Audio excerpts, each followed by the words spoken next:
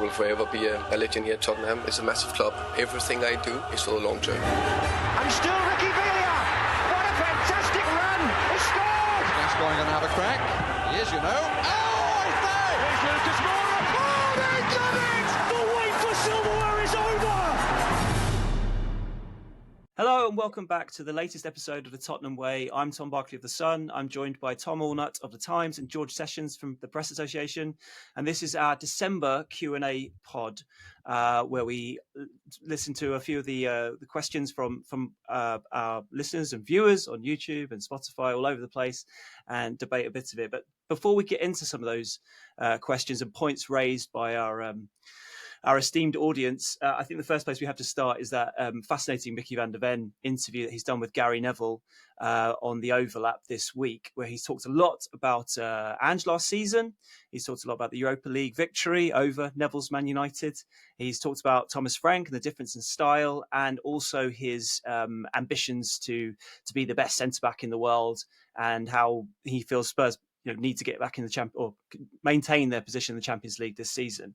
Just to kick it off with, George, before we get into some of the specifics about some of the things he said, what were your feelings when you first saw that Micky van der Ven had done an interview with Gary Neville? Was there a certain sense of trepidation, given, I don't know if it was the last one that Gary did with a Spurs player, but I feel like it might have been, was the Harry Kane one a few years ago, which very much felt like it was teeing up for a move out of Spurs, which didn't ultimately happen. But given that Micky is probably Spurs' sort of biggest asset and most exciting young player, was there a sort of a certain element of fear before you actually clicked on the interview itself?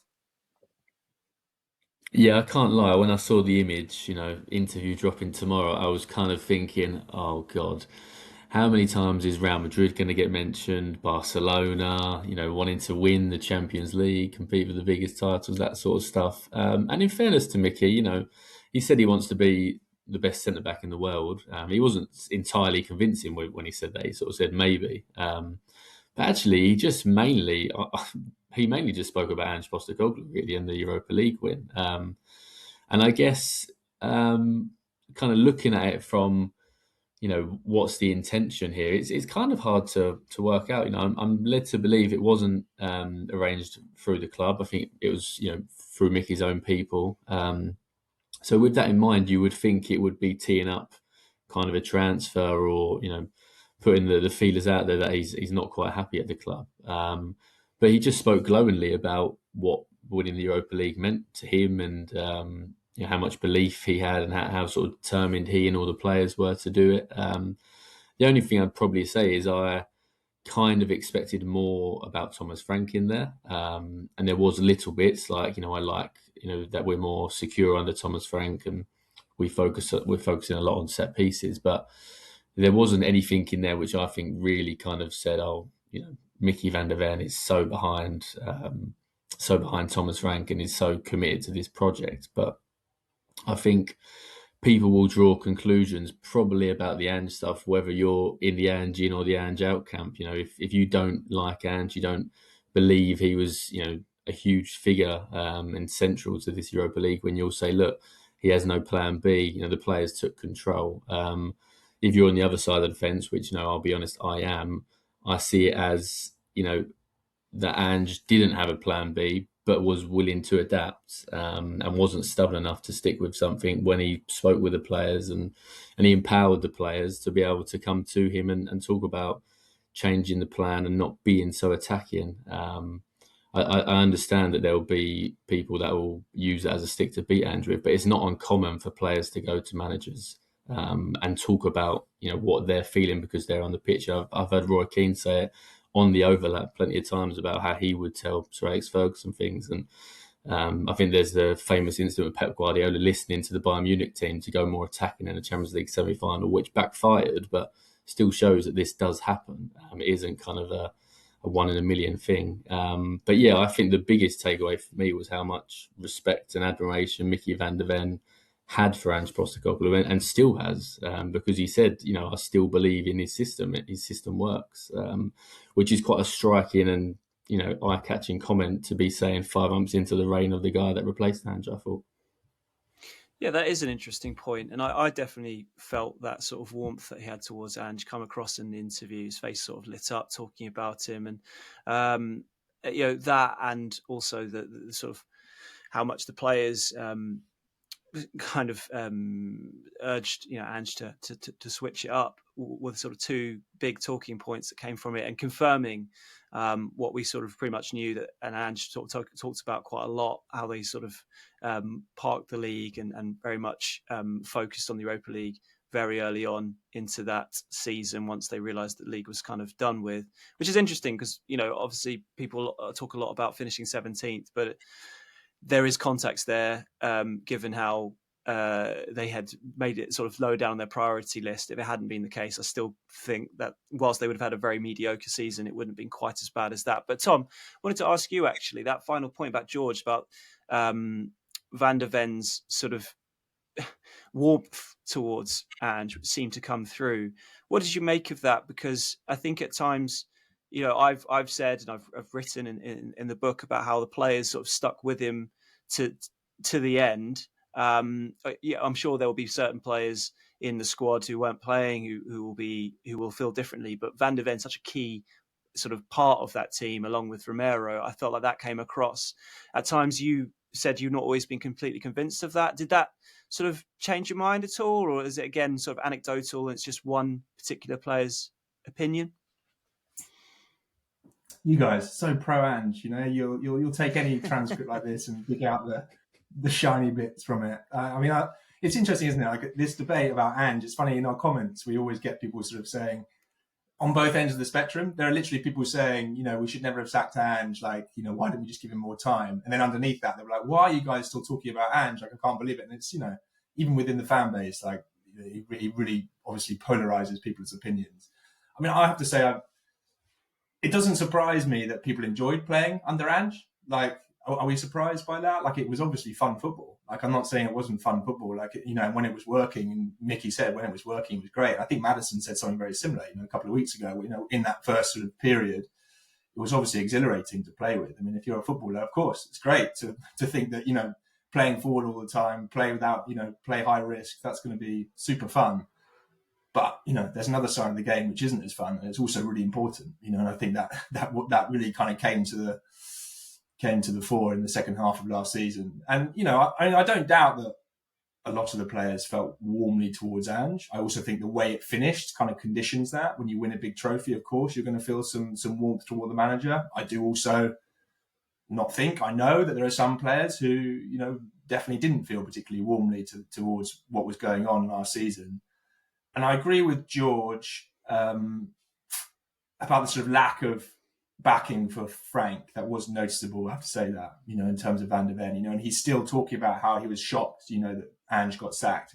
That to me is surprising. Like, we were talking about Ange, getting removed from his position for 5 or 6 months last season.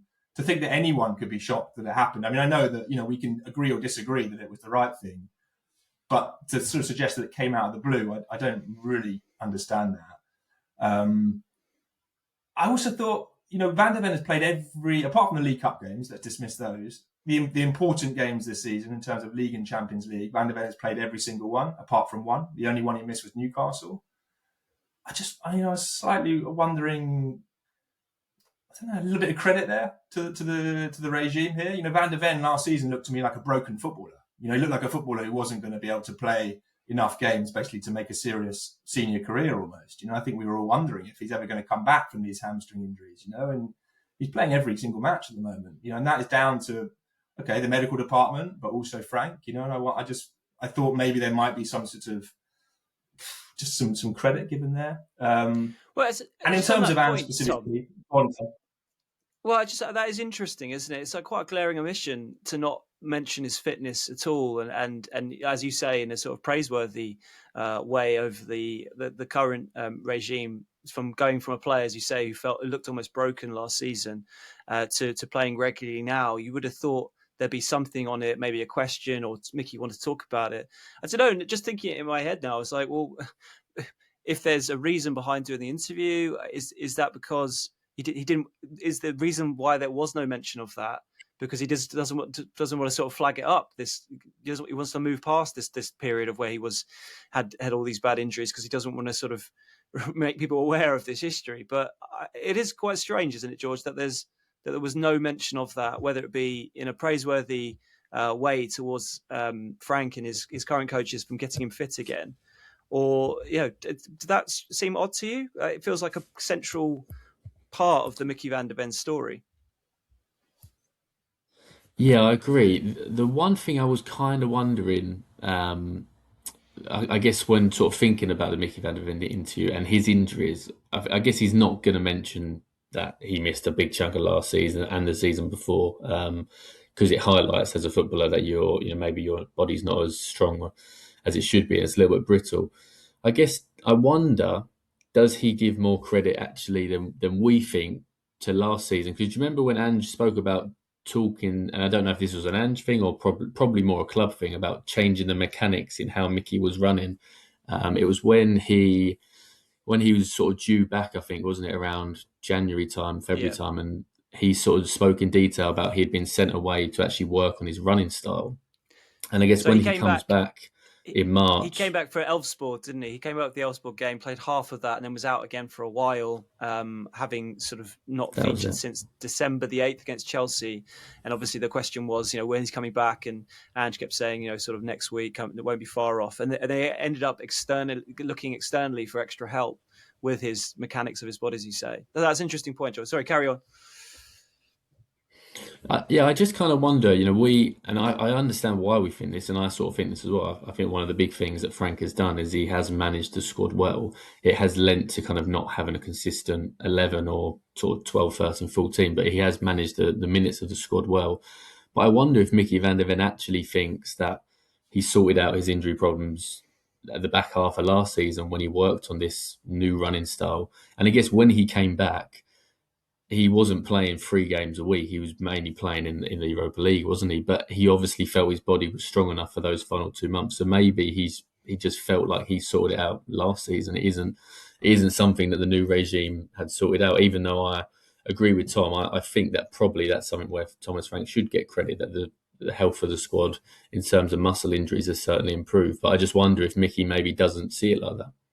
I mean, I don't think we need to overplay it. I just think if I was Frank, I would have looked at that and been like, I'm sure you were having fun last season, but you didn't play much, mate. That's the only thing. I also think, just to finish off on the Postecoglou thing, I mean, the two sort of moments that just kind of stood out to me as someone, a bit more sceptical of how all that went, just the idea that they're at half time in the Europa League and Ange was sort of like, the way Van der Ven was presenting was a bit like, don't worry about the pressing. Like if you can press, great, but if not, don't mind it. Let's just get behind the ball. Let's make sure they don't get through us, I think is how Van der Ven said.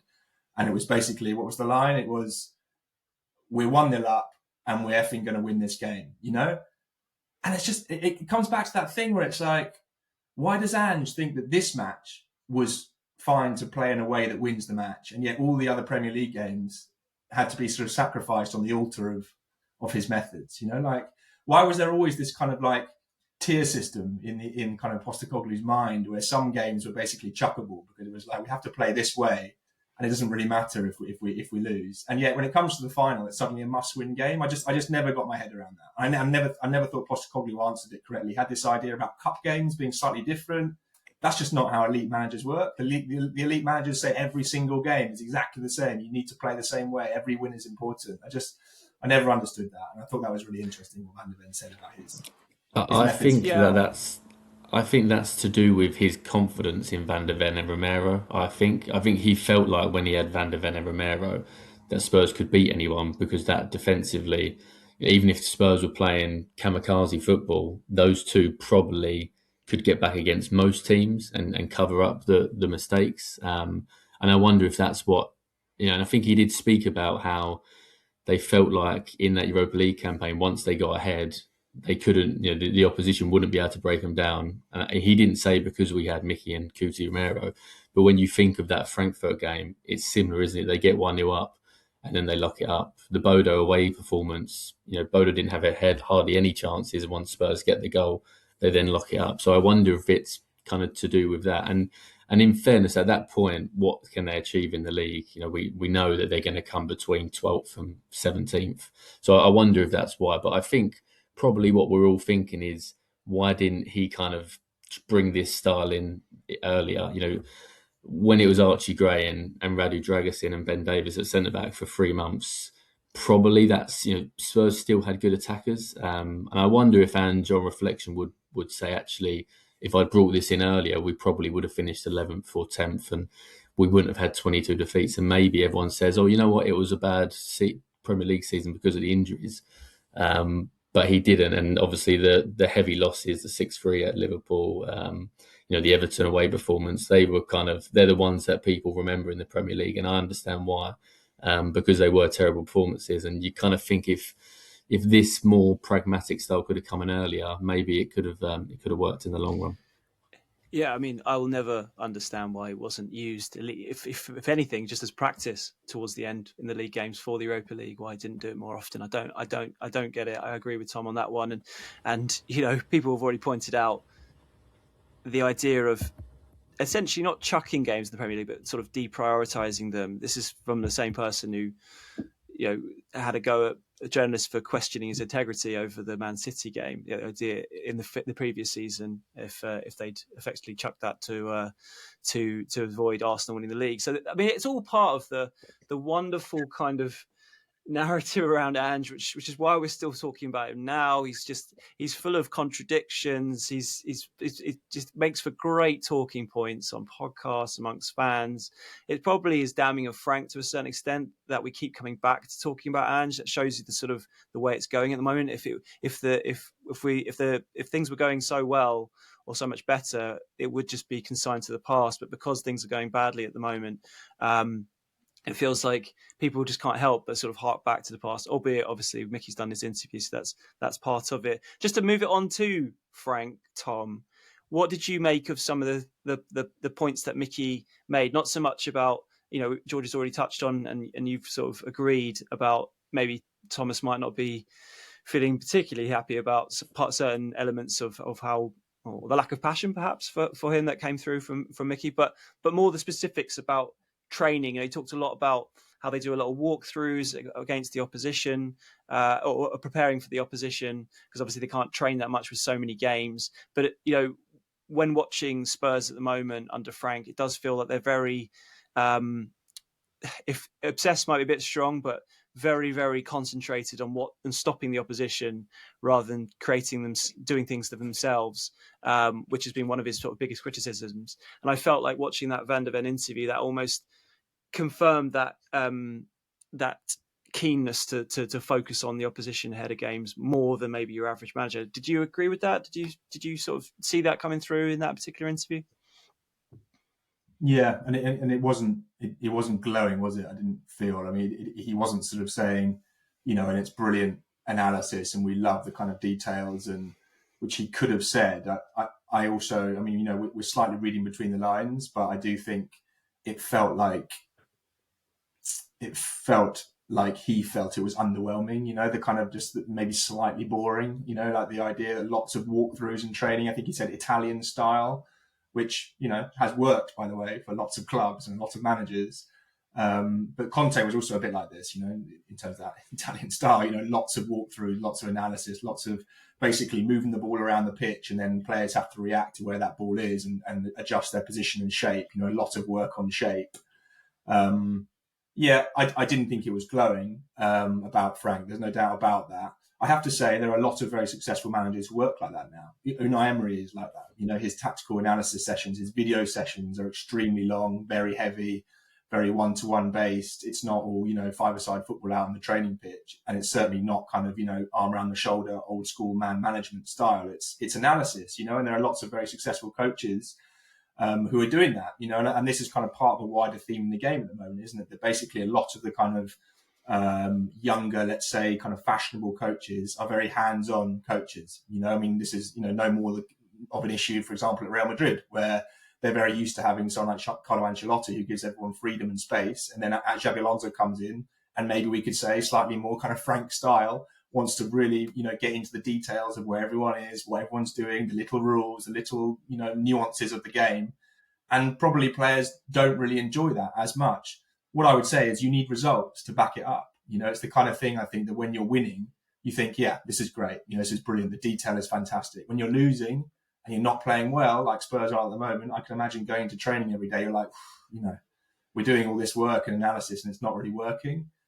I think you need the results. And maybe that's where Frank is slightly suffering at the moment. He hasn't got that kind of belief and morale in the squad almost to kind of back up that kind of analysis heavy management style.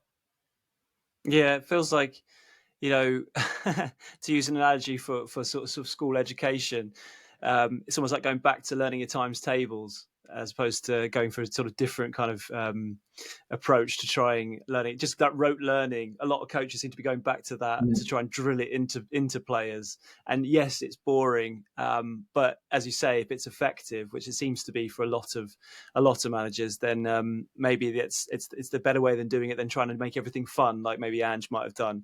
But as you say, you need results to back it up, and it's not the way it's going at the moment. I mean, just lastly on Micky, George, kind of touching on what I sort of mentioned right at the top of it about this sort of interview, he said the goal this season is to finish in the Champions League, whether that be top 4, top 5. How realistic at this moment do you feel that is for Spurs, and how much do you worry, I suppose, that if they can't make it, that Micky in particular will be, there'll be a threat of him moving on? Yeah, that was very interesting, because I think we all kind of wonder, like, what is the aim? We've all kind of debated how good this squad is, and yeah, that's going to be a push, I think, to get top 5. I think it's going to be, unless Spurs invest heavily in January, I think they're going to probably struggle as it is to be top 5. So, and that also puts a little bit of pressure on Thomas Frank, because he's kind of not really explained what the actual overall aim is this season, other than to compete in 4 competitions. So when it comes to this press conference pre-Liverpool, it'd be interesting to see if he kind of agrees on that, or if he kind of tries to distance himself from being top 5. But that is a big aim, and if Spurs don't get that, maybe players like Micky van der Ven, their conversation will be. Their future will be a big conversation, especially post the World Cup. You always kind of find good World Cup performances influence the biggest teams to sign players. But we've seen that so often in the past. I think James Rodriguez had a brilliant World Cup, and then Real Madrid splashed out big money on him, and it didn't work. So yeah, that sort of puts a little bit of pressure on Frank when Tottenham aren't perfect, far from it. All of a sudden, Micky's saying that the squad think they can get top 5. It's ambitious, and I like that, but I don't know if this squad is good enough to get top 5. I think Van der Ven, I don't know what you think, Tom. Sorry, I was going to say, I think Van der Ven is one of probably the only players that Tottenham have who could play for a European super club, let's say. Like if they're going to be worried about anyone being sold or wanting to leave at the end of a season when they don't qualify for the Champions League, I think after Romero signing his contract, I think Van der Ven is probably the number one candidate there for someone who might put their hand up and say, actually, I want to go and play for Bayern Munich, and he's 24 years old, he's left-footed, he's a centre-back, there aren't very many of those around. He's obviously got a great skill set. I think the big asterisk obviously would be his injury record. But I think Tottenham have got to be, we know that they want to give him a new contract, that they're in talks, or at least they want to be in talks with Van der Ven.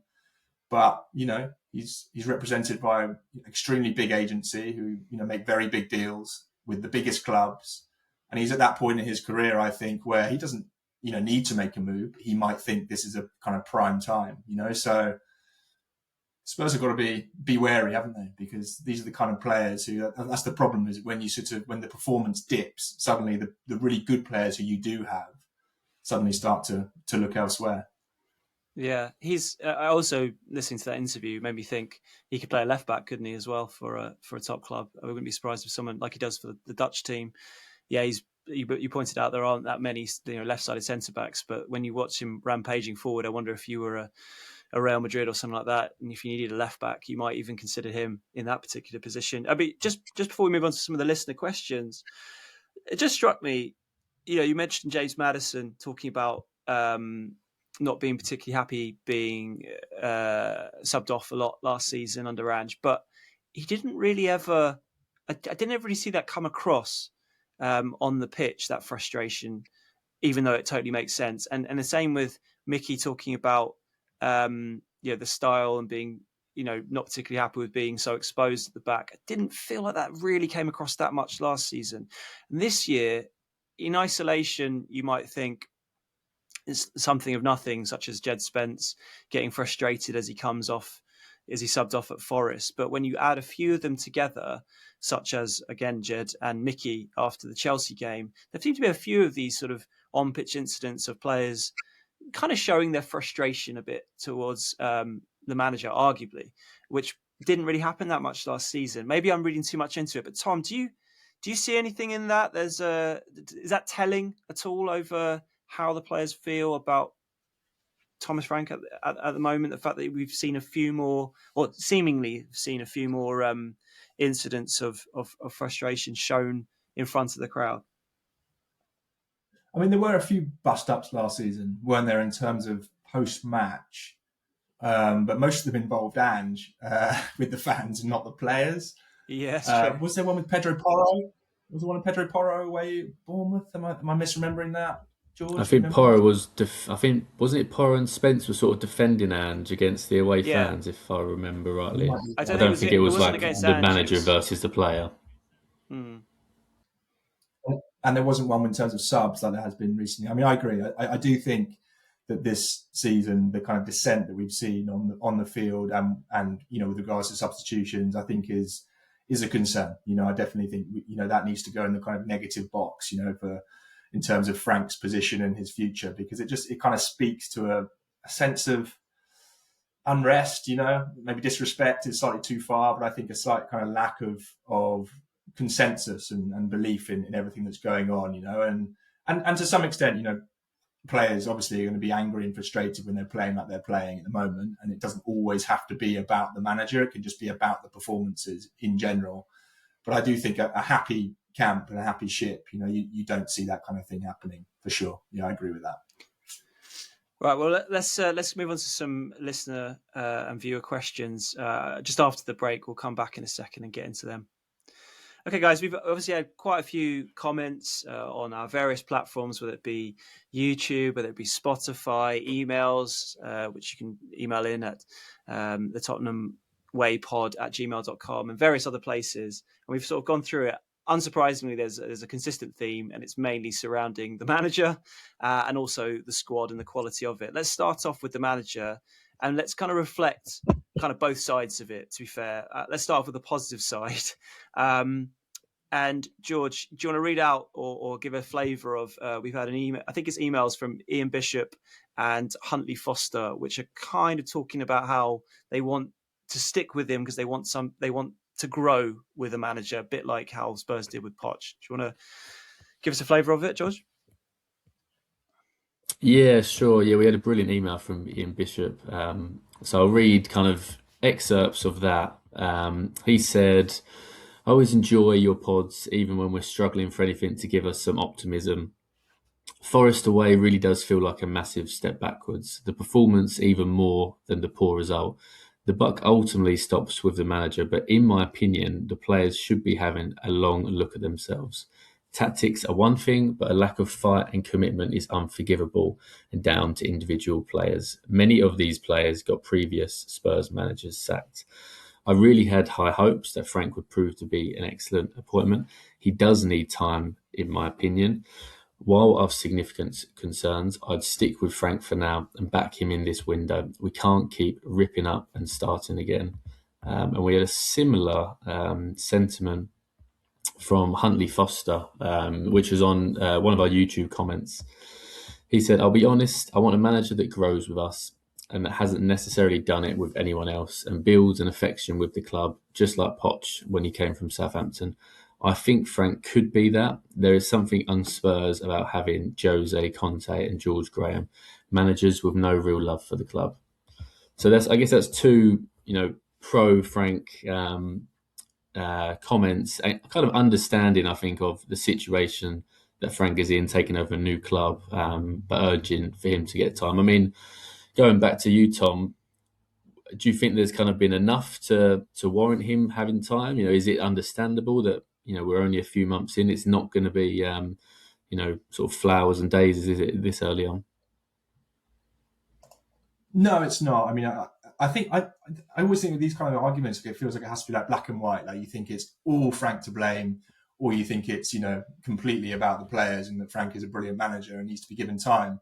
I think in honesty, I think the truth is probably somewhere in between, and maybe that's the boring answer, but I do think it's the correct one, which is that I don't think Frank has done a great job so far. I think there have been some positive, you know, and we can name them, which is I do think the team is more solid. I think the defensive record is better.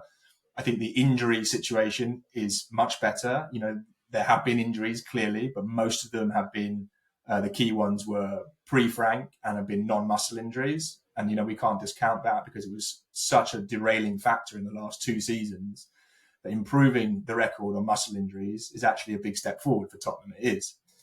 And I think obviously the away record has been pretty good. So I do think there are some ticks in the boxes. They're not the kind of, you know, exhilarating, exciting ones, but they are, you know, important ones in my opinion when it comes to building a decent team and a serious team. But clearly, you know, there are lots of things about Frank that haven't gone, I think, as well as maybe we would have expected. In my opinion, one of those key ones is that when Frank was appointed, the idea was that he would improve players. The whole thing was that Frank is the kind of coach who can make sort of young players with good potential flourish. And I think it's still early days, but we haven't really seen that. There aren't that many clear examples in the Tottenham squad at the moment of players who have got better under Frank, you know. And I mean, he's been able to kind of point to Richarlison, you know, which I think is kind of fair. But I think equally we would all say, well, you know, Richarlison is still one of the kind of weaker areas of the starting lineup. And the key ones, you know, Johnson, Tell, these kind of players, Bergvall, you know, I don't think any of them have really taken big steps forward, if any steps forward at all. The only one probably is Gray, you know, who I think is, you know, taken a bit of a step forward this season, albeit after a disappointing game against Forest. So I think that's one of the biggest problems. And then clearly the attacking football has been really lacking. In my opinion, the squad that Tottenham have right now is good defensively when they're all fit. They have a good defence. They have a good back 5 or 6. I still come back to the fact that I don't think their front 3 is better than probably any of the kind of top 6 teams in the league. You know, so should they be sitting 11th? Probably not. But par, in my opinion, would be about 7th or 8th, you know, and then you know, not far off those positions. But if you told me, you know, Richarlison, Kudus and Brennan Johnson or Xavi Simons, you know, undercooked after coming from Germany, and the Xavi Simons we've seen so far are better than the front lineup, the front 4 in Manchester United, Liverpool, Chelsea, Newcastle, even Crystal Palace, you know, these sides that are above Tottenham in the league. Well, I don't think they are, you know, and I do think Frank has been dealt a really difficult hand in terms of creativity.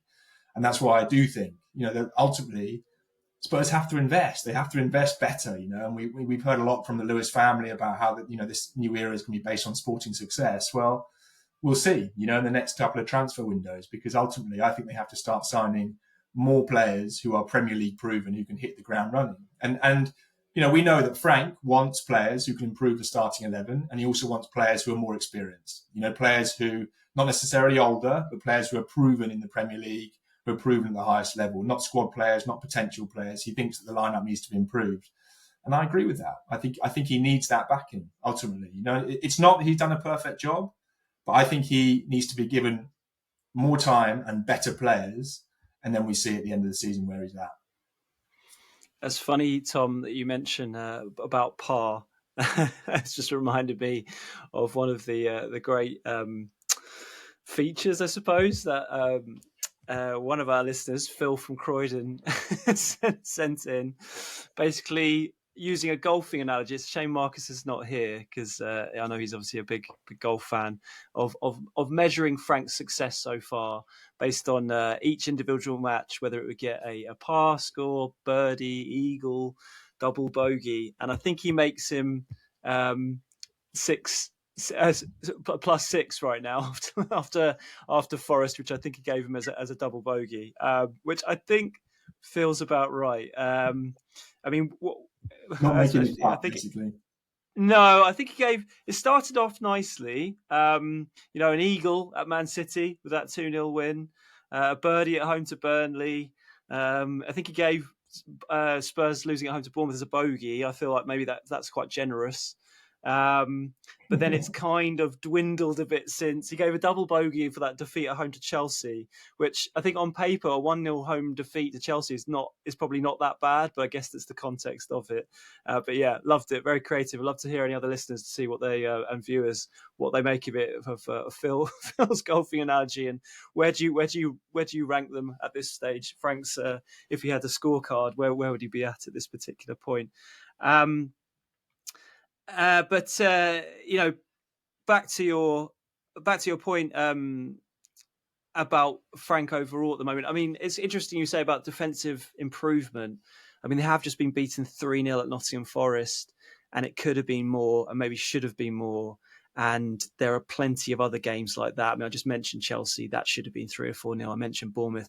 That should have been 3 or 4-0. I see a lot of the points you make, but I actually probably push back a little bit on the defensive improvement. I think given the way they're playing and the way they've tried to be more defensively resilient in their setup, I've actually been quite disappointed overall with the development of that side of it, given the players they've got. I mean, Micky himself talked about the quality of their defenders, and no doubt on an individual basis, I think they are good enough. So I would have expected more on that front. And then, but I totally agree with you about the sort of development of the players, and particularly the young players. That was the big sort of selling point that the club used when explaining their reason for going for Frank in the summer.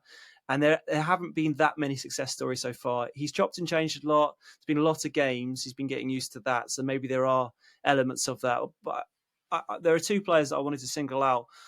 You say about how many players who has he developed, and there aren't that many. I actually feel like Matisse Tell has actually kicked on, and yet he often doesn't really get much of a look in. I feel sort of almost conflicted about him. I'm not saying he deserves to start every game, because I don't think he's quite there as a player yet. But he's shown improvement, and there have been times when I would have liked Frank to sort of use him a bit more, particularly given how much he puts out on the pitch. I feel like you can never really question Tell's work rate in particular, and he's starting to come up with some good goals. I thought the one against United in particular was fantastic.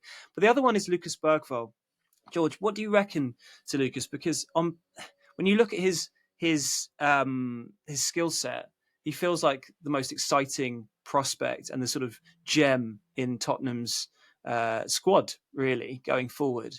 And yet, I still don't really know where he fits in, what kind of midfielder he's going to be. Doesn't really surprise me in recent weeks. Probably go back to getting back in the team now after that Forest game. But when he looked like he was starting to settle on a team, with that midfield of Gray, either Bentancur or Palhinha, and Xavi ahead of him, that Bergvall wasn't in the team.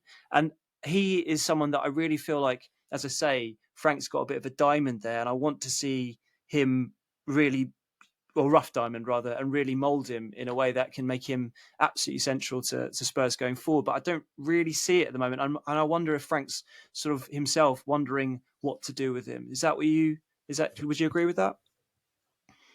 Yeah, I actually remember talking about Lucas. It must have been before Xavi signed, and when Maddison had got injured, and saying, Frank hasn't got a lot of number 10s, but I guess Lucas could kind of be a little bit like Dele Alli in terms of making those late runs into the box. Not a playmaking number 10, but that could be the kind of role he does.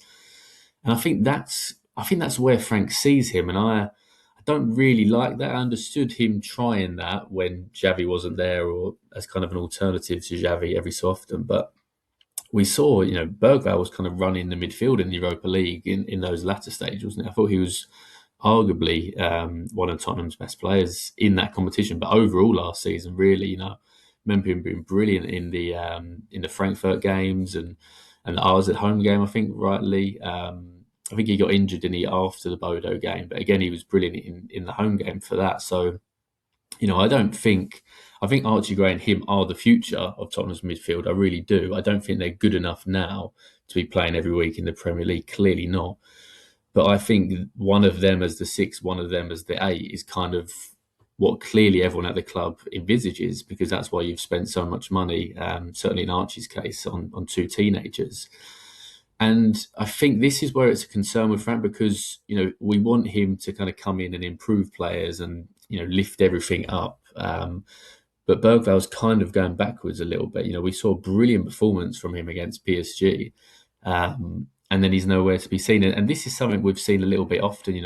I've been saying about Wilson Odobert, who's not a world beater, but he had 2 brilliant performances against Copenhagen and Manchester United. And I think he's played, one game at left wing since. Admittedly, he wasn't very good in that game. But with young players, you need to put them in and you need to give them a chance to build confidence and build rhythm. And going back to Matty Tell, I think the same. I know Richarlison's got a few goals, but we all know he's not the answer. So I really would have liked to have seen Matty Tell played down the middle a little bit more. Like he did at Leeds. He did a really good job Leeds away. I thought scored a very good goal, worked hard, put himself about. His movement's so much better than Richarlison. And I think that's where I think at the minute, Frank is looking at trying to get results for the short term. And I understand why, because if he doesn't get short-term results, he goes.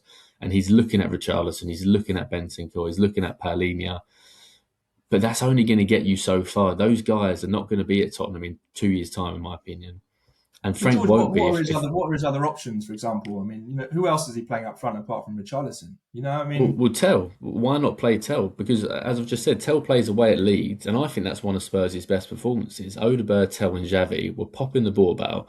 And okay, you can say it's Leeds, but Leeds just beat Liverpool. Leeds just beat Chelsea, sorry. Leeds just took a point off Liverpool. So it's a hard place to go. And he's trusted Tell in that game. For example, has had his opportunities. Like we can't say Odobert hasn't had his chances. Like he had a run in the team where it looked like he'd nailed down that left wing position. But he hasn't taken it. I come back to this point that some of these guys have been given chance after chance. I don't think Bergval, for example, can say he's taken his chances. When he's played this season, he hasn't been good. He hasn't played well. And Odobert, I said I thought he was brilliant against Manchester United. Came on, but then next couple of games, nothing. Johnson, the same. Johnson can be grumbling about whether or not he's playing or not, but do any of us think that when he comes off the bench, he says, yeah, I need to start the next match? I don't see it. I don't see it at all. I think Richarlison, to be fair to him, if we're going to criticise the front four, Richarlison's the one who's scoring goals. You take Richarlison out of the team at the moment. Who else is actually going to put the ball in the net? You're relying on Van de Ven and Romero and own goals more than anything else. To be fair to Frank, he's playing Gray in central midfield. We can't say he's not looking. But he's only just playing Gray though, and I would push back on Odobert, because Odobert had 2 good performances against Copenhagen and Manchester United, and after the international break, he plays as a number 10 away at Arsenal, not his position, and then he's barely played left wing since. Fulham at home and Brentford at home, they're the games to play him left wing and see how you do. And he had an iffy performance the last time he did that. But he then gets taken out. I think that, Richarlison's scoring goals, but we're all sitting here saying he's not the future, and we're all thinking Tell has maybe got something. So put Tell in, and if Tell has 3 or 4 bad performances in a row, take him out. But I think this is where Frank has to balance the short term with the long term. And at the minute, for me, he's focusing too much on getting short term results with older players. And we've spoken with Poch before. Poch was in the same scenario and realised this is not going to work. He ripped up the script, took away Adebayor, took away Soldado, Kabul, put in the young guys, let them make mistakes, and it went from there. And Gray's come in, and I'm pleased for that, but I have concerns about Liverpool at home, whether Gray will still be in. I could see it being Bentancur and Paulinho for that game. It does feel like at this point, it's all about the short term for Thomas. I'm not saying that he's... Yeah, there've been a lot of stories this week about the club sticking by him, but the fact that those stories are sort of emerging shows you how things are going at the moment. So it feels like they will sort of have to. I imagine he'll park the idea of blooding youngsters and looking to the future for a little while just to get through this period. I was more saying I'm disappointed about the sort of development of young players as a whole. If we're analysing the whole of his tenure so far, but I wouldn't really blame him for looking towards the short term in this current period to get through this period. That's just be pretty normal. George, you might be right, I suppose, about looking at the Poch Aston Villa game as a comparison. But I think generally Frank feels like, particularly Richarlison, has rewarded his faith in him with some of his goals and his general performances. I think he sort of is a big fan of his, so he probably won't. I can't imagine he'll be dropping him anytime soon, particularly during this period. But it's, like I say, it's more of a wide ranging point about his development of young players. I mean, to sort of go more to the negative side on the manager, and we could have picked a lot of comments throughout this period, particularly after. Was that the positive side? Well, the positive side was the emails that we had in about sticking with him. The comments were, I mean, George Wayne. I think this was from Spotify, wasn't it? It's quite punchy, quite brutal, but I guess it sort of sums up how a lot of the fan base seem to be feeling. Do you want to read it out? Yeah, and it's quite an interest. I mean, this is a bit strong. I don't certainly feel like this, but Wayne17 GB says on Spotify, they ain't playing for this manager. The fans aren't backing this manager. Empty seats speak volumes. Very bad. He is a percentage manager, dull as dishwater. We will get pumped versus Liverpool. And look, that is very strong. But there is something in there which I've wondered lately. Slavia Prague, there was only 47,000 fans there. And I'm not saying that's Frank's fault. There's a lot of reasons. And the price is a big reason behind that. But it was only 49,000 versus Copenhagen. And I've already seen this morning that the Borussia Dortmund game is on general sale, and I think the Man City and Newcastle Premier League games are also on general sale. If the attendances start dropping in these games, I think that's going to be kind of ringing alarm bells for the ownership, because this stadium generates so much money, but you need people inside the stadium to be generating the money, to be spending behind the bars and actually buying the tickets. And if you're getting low attendances on a consistent basis, that's going to be a cause for concern. And I think, as I say, this is not Frank's fault. This is not purely Frank's fault. The prices are a big issue, and so many people have said that. And the way you can exchange tickets now, because you have to be a member to actually go on the ticket exchange website. But it's not a good look for Spurs to have a 62-seater stadium and to have thousands of empty seats. And it is partly Frank's fault, because the style is very poor at the minute and the results have been very poor. And I think that will be a concern, not only to him, but I think higher up at the club. They will look at that and be worried. And I know that they're putting plans in place for the Aston Villa FA Cup game. And the tickets for that are much more affordable, £30 for an adult and £10 for children, I believe. So that's a step in the right direction. But I will be intrigued to see the kind of attendances for these games, and if they are low, whether that contributes towards them thinking whether Frank is the right man or not. Yeah, George, Tom, Wayne's overall point at the heart of it, I suppose, is if something's perceived not to be working on a number of different metrics, he says the fans aren't behind him, he thinks the players aren't playing for him, tendencies, all that kind of stuff. I think what we've all been advocating and generally advocate is you've got to give a manager at least a season to impose his methods. That's what Sean Dyche was talking about the other day at Forest. Although ironically, he's made a difference very quickly, Sean, at Forest post Ange. I suppose, Tom, the question is there ever a case where that isn't the case, and if you sense that something is wrong, it makes more sense to be ruthless and make a quick decision rather than leaving it, as some people have pointed out, seeing where the January window goes. Maybe Spurs aren't wholly convinced themselves, so they don't really do much in that window, and the performance and results don't improve, and then he goes further down the line anyway.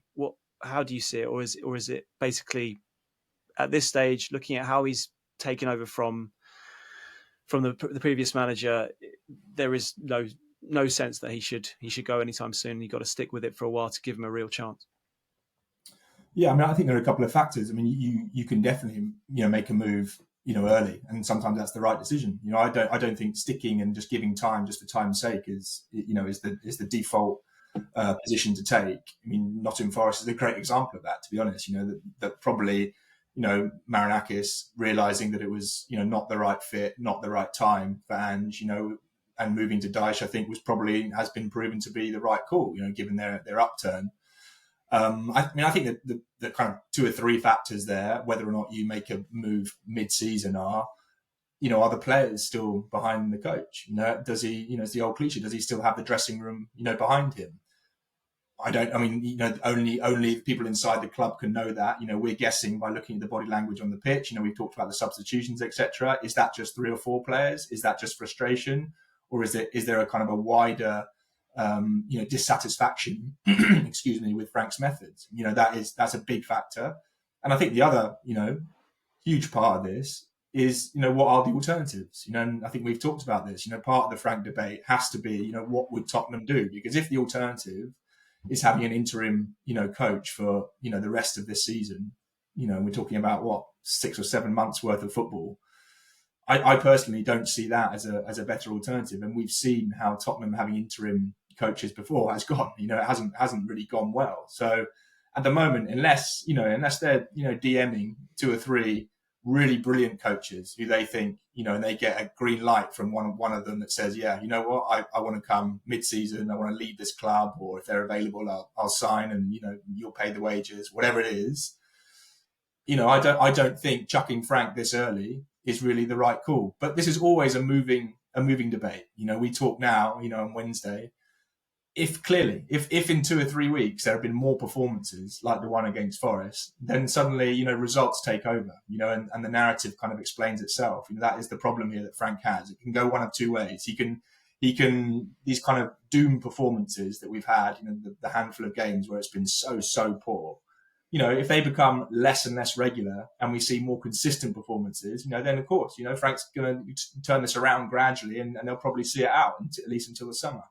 If in the next 3 or 4 games, they trickle down the bottom half of the table towards the relegation zone, well, his position might well become untenable. That is just a fact. But I think as we speak now, the alternatives, what are the kind of dream appointments for Tottenham that they can make right now? I don't see them. I don't see them. Well, on that note, I have gone through all the sort of available managers, and I'll come on to them in a second and see if any float your boat, if that were to be the case. There's a couple of things there. I mean, first of all, any prospective manager, elite manager, which is obviously what Spurs would be looking to hire, if they did make a decision on Frank and got rid of him, would suddenly look at, they've just got rid of a manager who won them a trophy the first time in 17 years, replaced him, and then the guy who came in next, they've got rid of within 6 months. I mean, surely that would be a red flag to any prospective manager. But say they Tom, did. I quite disagree with that actually. Because look at the big clubs all over Europe. Real Madrid, Chelsea. Look at Chelsea as a great example. They've hired and fired managers over the last 15 years so quickly, but it doesn't. They're still the biggest names. They want to work for the biggest clubs in the Premier League.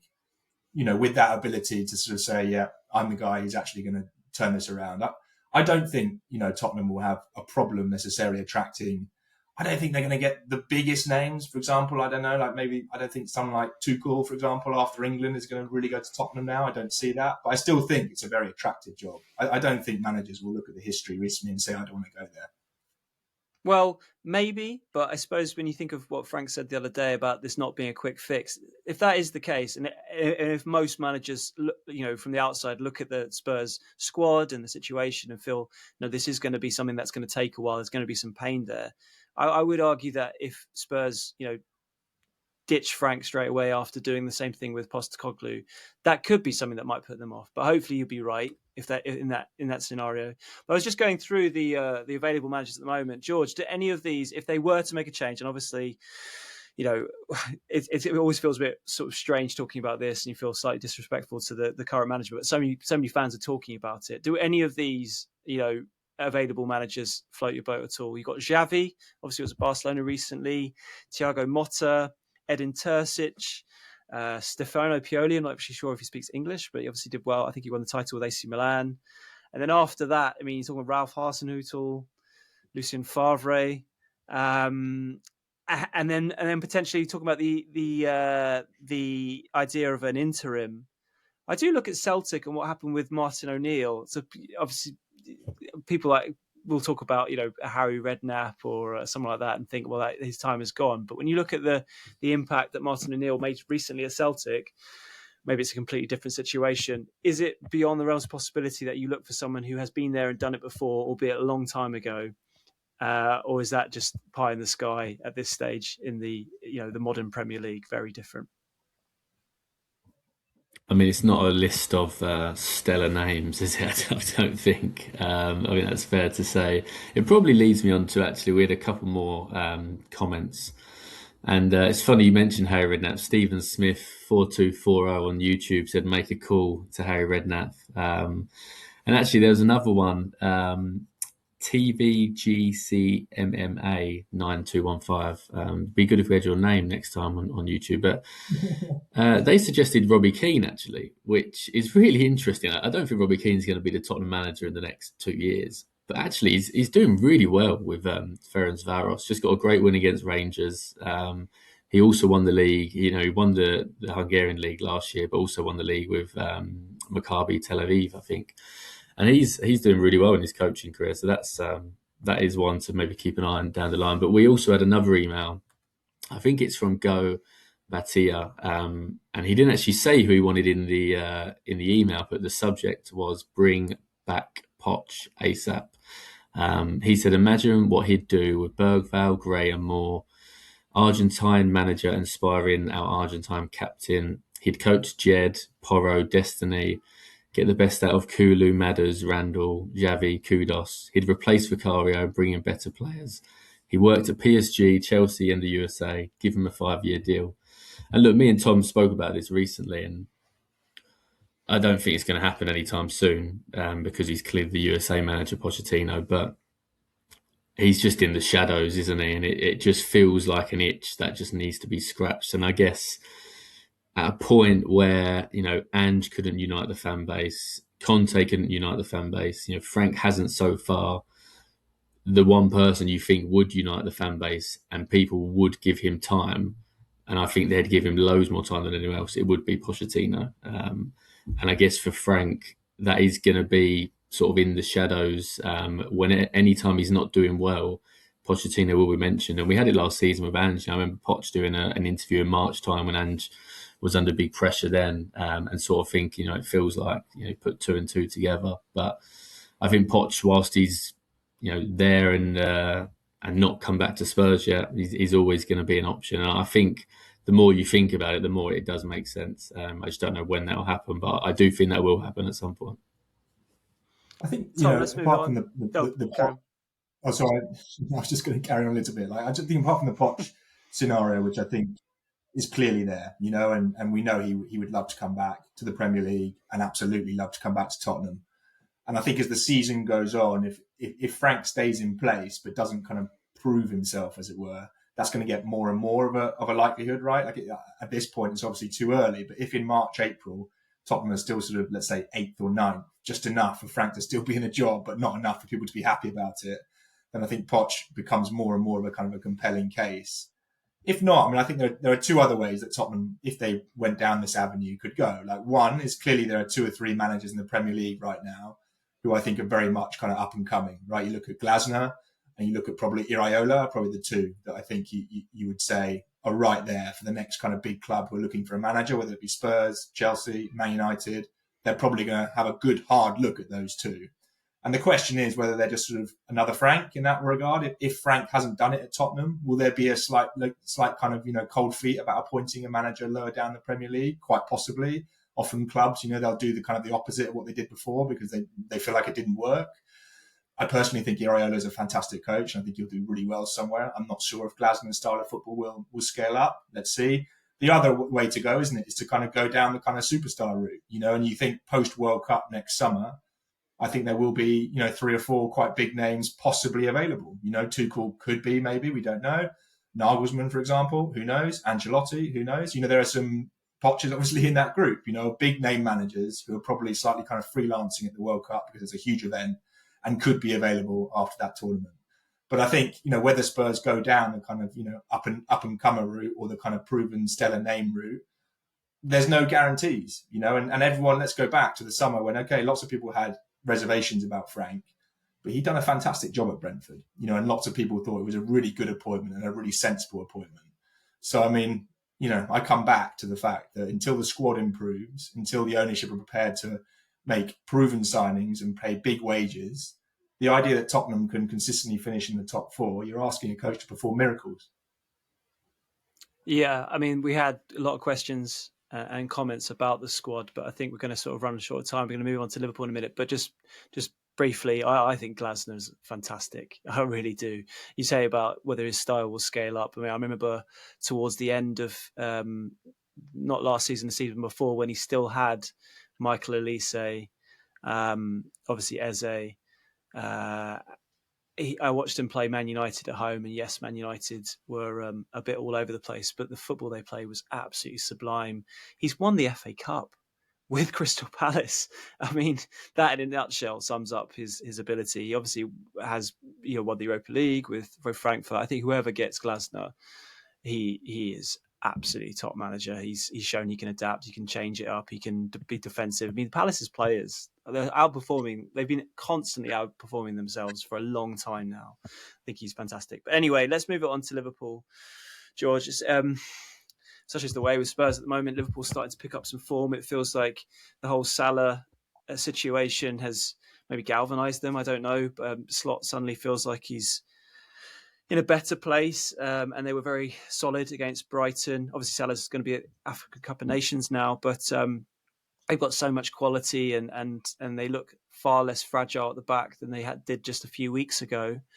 Albeit, it's not been a sort of big enough sample size to suggest a complete corner has they've turned a corner completely. What do you want to see from Tottenham going into this match? Yeah, I think what you want to see is them going after Liverpool, to be honest. I know that it's Liverpool under the Premier League champions and they're unbeaten in 5, but that does include the 3-0 at Leeds, where Leeds went after them and got, Liverpool never looked comfortable in that game. And there is just a vulnerability about this Liverpool team. They've got no Salah, as you mentioned. I don't think Cody Gakpo is going to be fit. They're playing Dominic Szoboszlai, one of their best players at right back. Yes, Ekitike is in good form, but Micky van der Ven did an incredible job of him over basically 175 minutes last season, because he scored in the first 5 of the quarterfinal, but didn't get much for looking after that.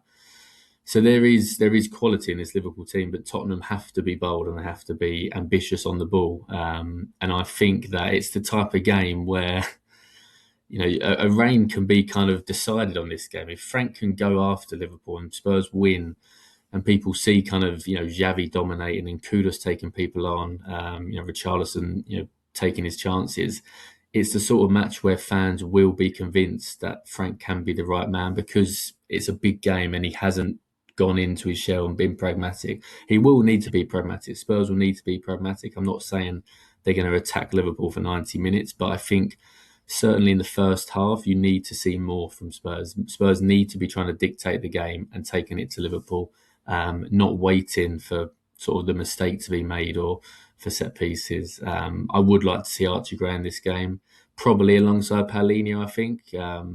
I don't think, I think Bentancur's form has just been too up and down at the minute. That I'd probably like Paulinho's solidity in there. But I'd want to see Xavi as the number 10 as well. It's kind of the game between the two guys that have not lit the Premier League up from the Bundesliga, Florian Wirtz and Xavi Simons. And I think we've seen more from Xavi Simons in recent weeks to suggest that, he can be a really good player for Tottenham, but he needs the opportunity.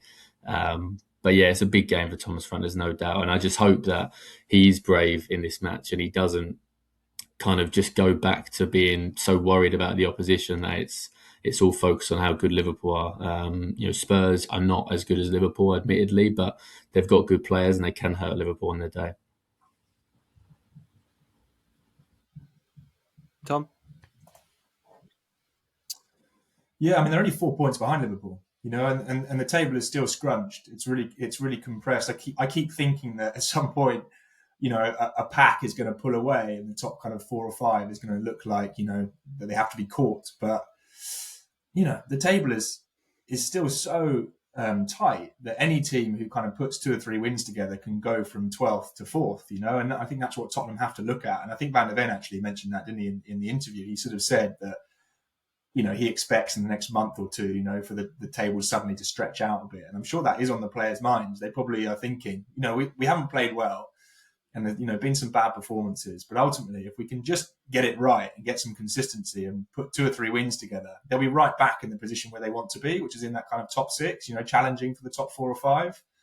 So it is there for them. I don't think it's all doom and gloom. It's obviously a dreadful performance against Forest, but before that, 3 games unbeaten, 2 wins, couple of clean sheets, creating more chances.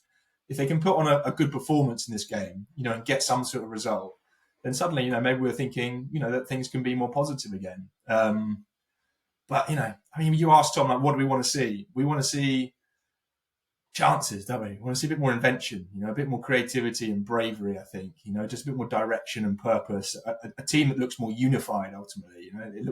Everything looked a bit lost at Forest, I have to say, and unhappy. Marcus was saying he thought the players all looked like they weren't enjoying themselves, and I think that is true. Like, let's see a performance where everyone is, not necessarily gung ho. It doesn't have to be irresponsible. It can be responsible, frank football, but just front foot, brave, aggressive from the start. And Liverpool are there to be got at. No one needs to fear this Liverpool team anymore. They've got massive problems all over the pitch. It's been a little uptick, Tom, hasn't it? But it's only 2 wins, I think. And they were drawing 3-3, Leeds, only a couple of weeks ago. So they've got problems as well. And I think if they can get into Liverpool early and try and get a goal, then we could see Liverpool fold just as much. So, maybe we can be positive and hope, like George says, that this can be a result that sort of turns things around a little bit. Yeah, a reason to believe. That's what fans want to see from this game. A reason to believe in this project, in this manager, in this team going forward, and what can be achieved, particularly with the table being as congested as it is. There is a massive opportunity for the club if they can kick on with a big result against a big team, no matter what situation Liverpool are in at the moment. Bear in mind they won at Inter Milan the other day, 1-0 away from home. That's no mean feat, even as badly as their season's been going. But if they can go and win at home to them, it could be a huge message and a huge shot in the arm for Thomas Frank and his project at Spurs. Tom, you wanted to mention one more thing before we leave? Yeah, just normal stuff, guys. If you're watching us on YouTube, please do give us a like and subscribe before you shut your window down. Really easy just to kind of click the buttons. Really helps us out, helps us keep going, to be honest. So if you are watching, then you like the pod, then definitely give us a like and subscribe. Really helps us. And of course, get in touch. The Tottenham Way pod at gmail.com. The Tottenham Way pod at gmail.com. Send us your emails, questions, thoughts, and we'll definitely get into them as soon as possible. So yeah, thanks for all your support and for listening. And do get in touch if you can. Good work, Tom. And thanks very much for joining us, Tom and George, and for all the questions and the comments that came in. We really love how much this podcast, whether it be on YouTube or on Spotify or whatever you get your podcasts, is growing a little bit of a community, Spurs community, where we can sort of discuss various talking points about this beloved North London club with all its flaws and all its fascinating sort of subplots. Particularly this season, off the back of last season, and we'll look to do one of these Q&A podcasts once a month. So if we didn't get around to your question now, your comment now, I'm sure it will probably come up in the next one in January. But until then, let's see how they get on against Liverpool in what feels like a massive game, and we'll do a reaction pod and speak to you afterwards. Cheers, guys.